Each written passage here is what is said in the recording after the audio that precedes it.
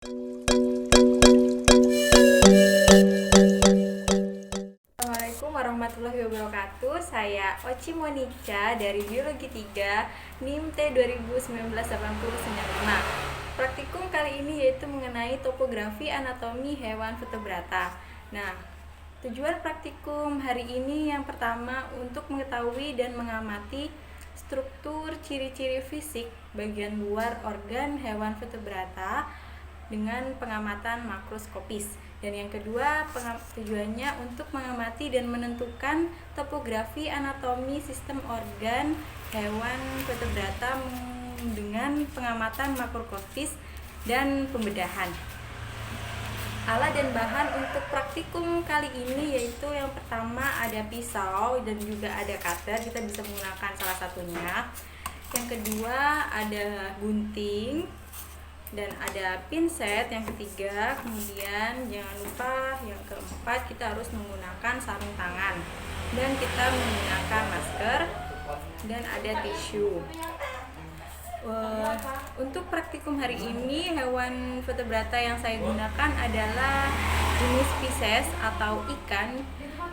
Untuk kali ini ikannya yaitu ikan nila atau Oreochromis niloticus atau disebut ikan nila. Nah, berikut adalah step atau praktikum mengenai ciri fisik luar organ hewan vertebrata ikan nila atau Oreochromis niloticus.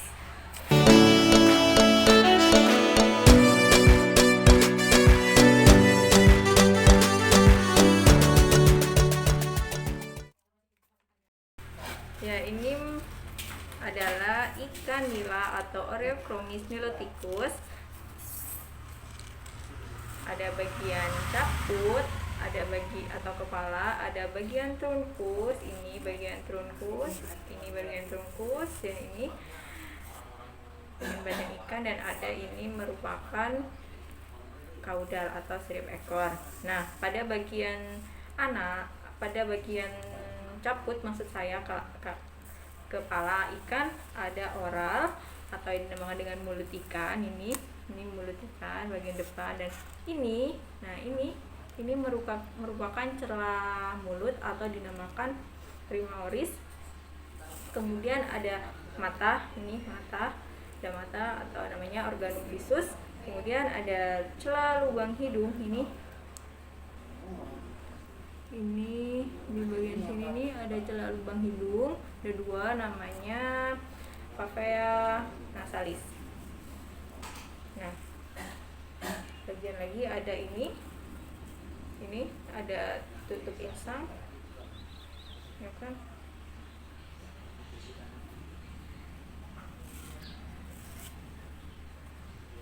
Ini tutup insang ya, ini tutup insang, namanya apparatus opercularis. Pada tutup insang ini dibagi menjadi 4 bagian, yaitu yang bagian besar sendiri ini, bagian besar ini tuh namanya operculare. Kemudian di ini yang bagian agak kecil bagian bawahnya ini namanya preoperculare.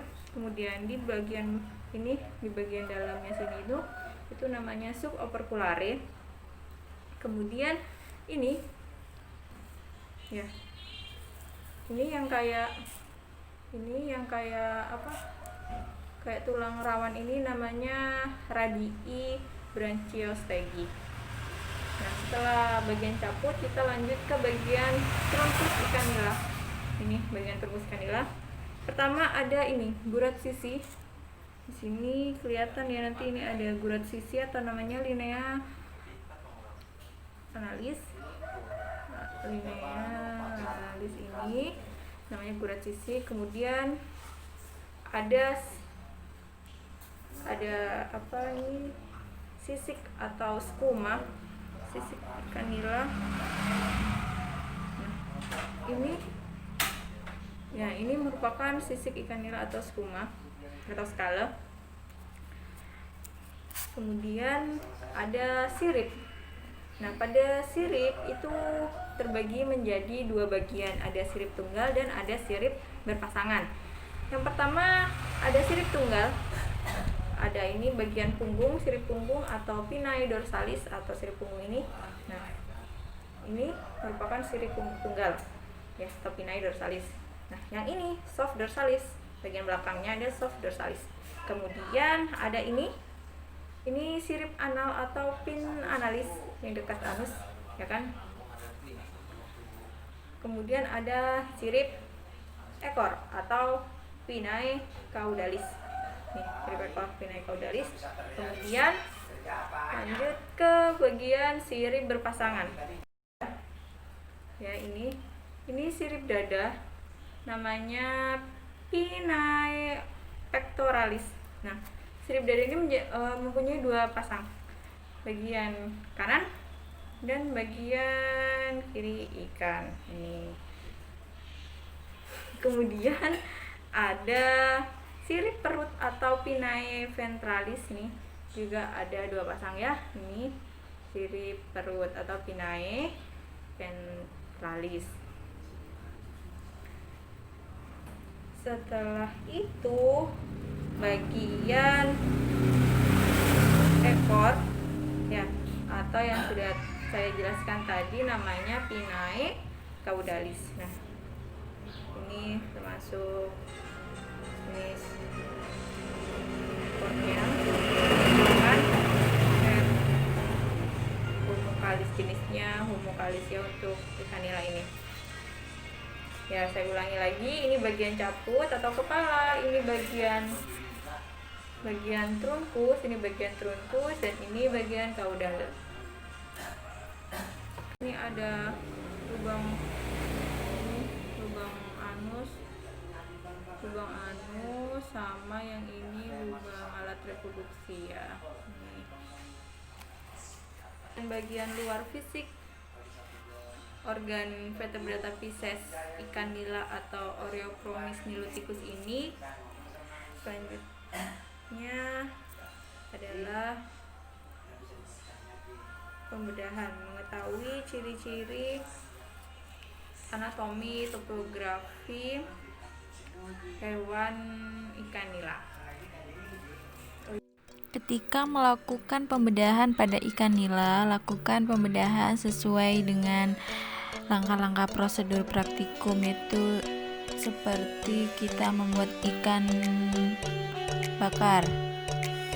Dan ketika membuka atau membedah ikan nila, jangan lupa membersihkan sisik-sisik pada badan ikan agar membedahnya mudah.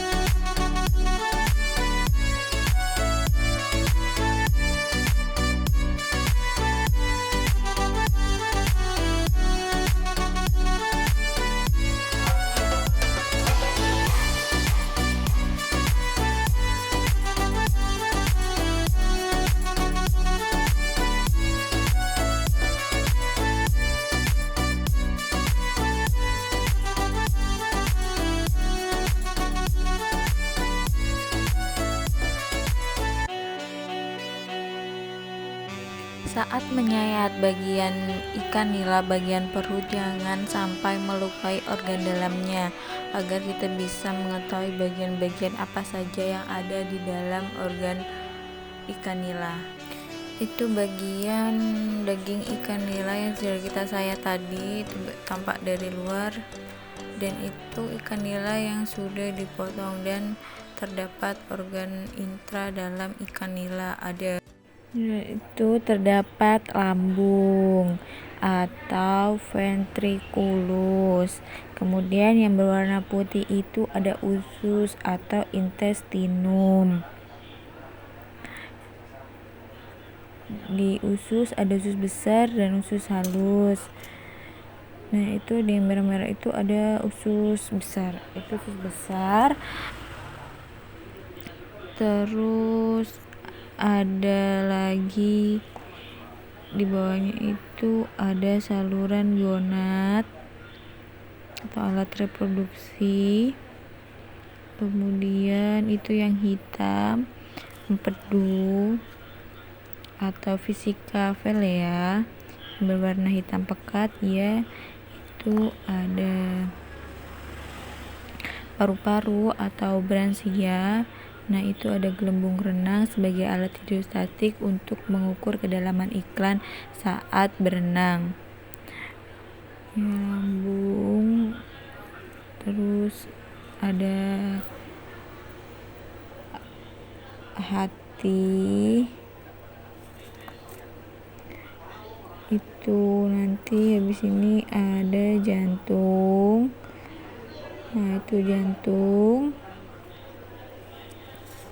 atau namanya core. Nah, di bawah lambung ada saluran gonad. Selanjutnya adalah sistem pencernaan pada ikan nila, yaitu dimulai dari celah mulut atau vakuum-oris atau rima-oris, kemudian dilanjutkan ke faring. Nah, faring ini berada di dalam insang. Kemudian akan diteruskan ke eksofagus. Eksofagus berada di bawah faring. Kemudian dilanjutkan ke ventriculus atau lambung. Setelah itu akan menuju ke usus halus atau intestinum tenu. Ketika makanan di usus halus, sari-sari makanan akan diserap kembali menuju badan ikan. Sisa-sisa makanan yang tidak dibutuhkan akan diproses ke usus besar. Kemudian setelah di usus besar akan menuju ke anus. Nah, pada hewan vertebrata ini jenis sistem peredaran darahnya itu tertutup. Nah, dimulai dari core atau jantung. Ini dimulai dari core atau jantung. Kemudian di jantung ini terdiri dari dua bilik, yaitu vena cardialis anterior yang berfungsi untuk memompa darah ke bagian kepala. Terus kemudian ada vena cardialis posterior, yaitu dari jantung. Darah dipompa ke caudalis, ya ini ke caudalis ini ke bagian ekor. Kemudian sinus venosus, bagian tambahan dari jantung yang berwarna putih ini berwarna putih ini ya. Itu untuk jaringan otot yang berfungsi untuk menampung darah aliran dari vena cardialis interior ini ya, dan posterior yang kemudian dibawa ke venusus. Terus kemudian arterium pembuluh darahnya adalah darah yang menyebar, maksudnya dari jantung atau core memompa ke seluruh bagian. Berikutnya adalah sistem pernafasan pada ikan. Ikan bernafas dengan insang yang berada pada sisi kiri dan kanan kepala. Masing-masing mempunyai 4 buah insang. Proses pernafasan ikan dengan cara membuka dan menutup mulut secara bergantian dengan membuka dan tutup insang. Waktu mulut membuka, air masuk ke dalam rongga mulut, sedangkan tutup insang menutup. Oksigen yang terlarut dalam air masuk berdifusi ke dalam pembuluh kapiler darah yang terdapat dalam insang, dan pada waktu menutup, tutup insang membuka dan air dari rongga mulut keluar melalui insang. Bersamaan dengan keluarnya air melalui insang, karbon dioksida dikeluarkan juga. Selanjutnya ada bagian insang. Bagian insang terdapat lekung insang yang disebut arcus branchialis, dan yang lekungan putih itu, yang berwarna putih itu gillraker yang berfungsi sebagai alat penyaring. Kemudian di insang ada holobranchia yang terdiri satu lapis, dan ada hemibranchia yang terdiri 2 helai insang. Sistem otot pada ikan nila atau musculare systema